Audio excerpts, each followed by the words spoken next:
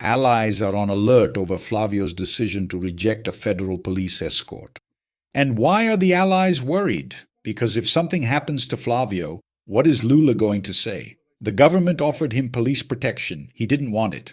He wanted to stay with this other police force that isn't as well trained or as prepared to escort a presidential candidate.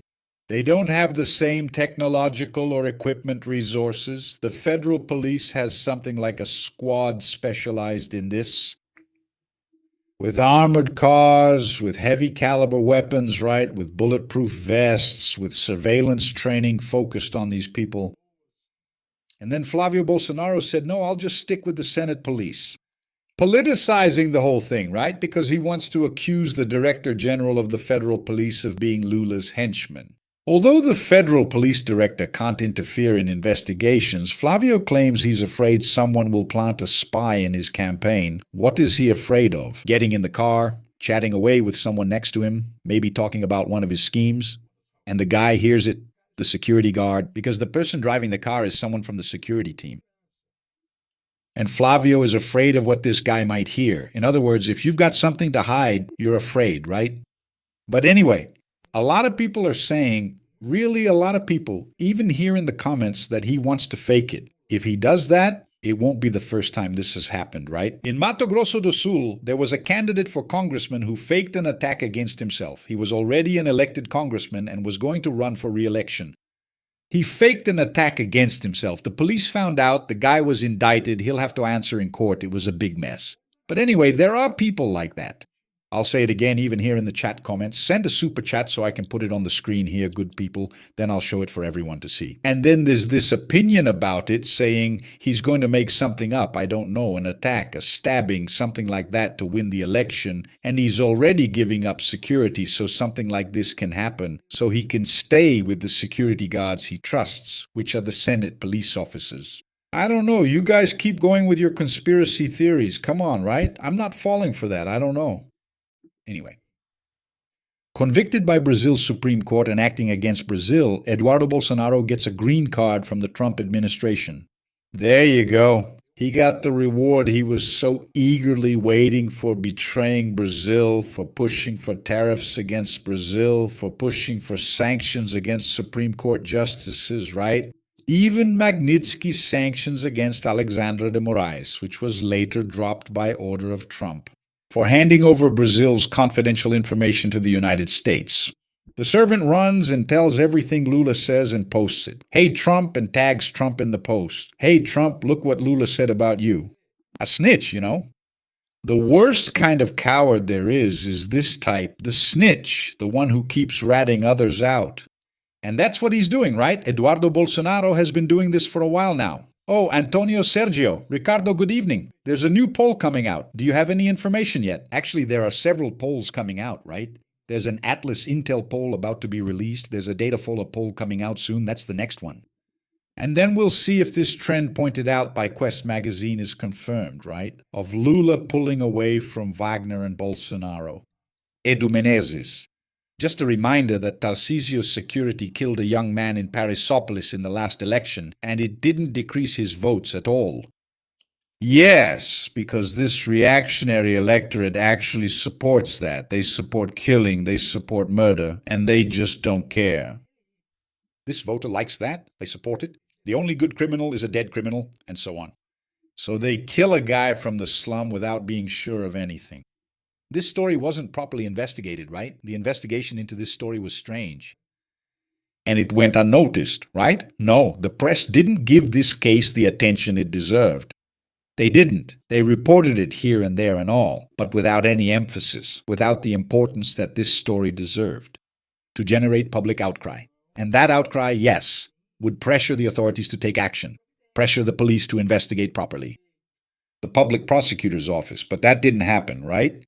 Kind of everyone didn't pay much attention because the press didn't pay much attention to this subject. And then Tarcísio de Freitas just slipped by without much notice. Francisca Silva believes, and I believe that too, they're going to pull something. She's talking exactly about the possibility of Flavio Bolsonaro faking an attack, right, against himself, creating a situation. Why? Because it generates public sympathy.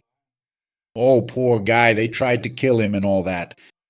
right? And that brings votes because they truly believe that the stabbing was fundamental for Bolsonaro's election.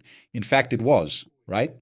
Not just due to the commotion, but because Jair Bolsonaro suddenly got covered by all the media. Previously, no one talked about him. After he was stabbed, everyone did, and he became news across Brazil. He gained much more exposure than before, as he previously lacked any TV airtime. Right? So, yeah, that was fundamental. And then there's all that public sympathy, too. There are those people who, poor thing and all that. That too, right? So this all comes together in this cultural case. The stabbing was fundamental for Bolsonaro's election. And then Francisca is saying, look, they can do it again. When she says they can do it again, they're going to pull something. I don't know, right? Anyway, what changes for Eduardo Bolsonaro after Trump grants him the green card? So a lot of things change, right? He gets almost all the rights of an American citizen. Almost all. He has the right to receive Social Security, the right to work anywhere without needing a visa, right? He has the right and no longer depends on an employer to offer him a job. And so he opened a company in the United States, so possibly he even used this company in his green card application. According to what they reported, they themselves announced it there. It's been over a year since he filed this application. And now he got his green card. What is he not entitled to? To be elected and to vote. In other words, to participate in the American electoral process. He does not have the right to get a United States passport. He continues to use his Brazilian passport. He can't stay outside the United States for long, or he might lose his citizenship. Actually, it's not even citizenship, right? Lose this permanent authorization to live in the United States. I don't think there's much risk of that happening, meaning him leaving the United States. Because if he steps outside the United States, he could be arrested. Because there's an arrest warrant against him in Brazil, right? As long as he's there, he's safe. Marletis is saying this, right? I know people who've lived in the US for nearly 10 years and still don't have a green card. How did he get his? So Marletis, according to the general rule in the United States, you need to live there for at least 5 years. Flavio Bolsonaro has lived there for less than a year and a half. Around a year and 4 months? Right, that he's been living in the United States. And he applied already a year ago, so he applied for a green card after being in the United States for just 4 or 5 months. How do you explain him getting this green card so quickly? Donald Trump? Yes, he was with him. He went there. They went there promising all kinds of things from Brazil. They promised our rare earths. They promised our state-owned companies. They promised our oil. So Trump even has the Bolsonaro family in his pocket, right? Why? Because he gave a green card to Eduardo Bolsonaro, to Eduardo Bolsonaro's wife, and to Eduardo Bolsonaro's 2 children. They have a boy and a girl, and everyone has a green card. Everyone has that permanent authorization to live in the United States, right? And what if Flavio Bolsonaro by any chance ends up becoming president and doesn't deliver what he promised to Trump? He takes away the green card, sends Eduardo Bolsonaro back to the United States, and he'll serve his sentence. Because he was convicted by the Supreme Federal Court for coercion during legal proceedings. He has a sentence to serve in Brazil, so he's at Trump's mercy, right? Like held hostage by Trump. If you don't do what I want, I'll send your family back to Brazil and you're all screwed. Something like that. That's what's happening. Kaisi, again, Ricardo, I'm in favor of public campaign financing. I'm against the criteria for distributing the resources and against the amount made available. Take care. We agree on that too, Kaisi. I'm also in favor of public financing. I think it's a way for politicians not to have to commit themselves to businessmen who are often ill-intentioned. Most of the time, they're ill-intentioned because the guy gives money expecting something in return, right? And then the politician ends up owing favors to the businessman. That's not a good thing. So I'm in favor of public campaign financing. There's a lot of money.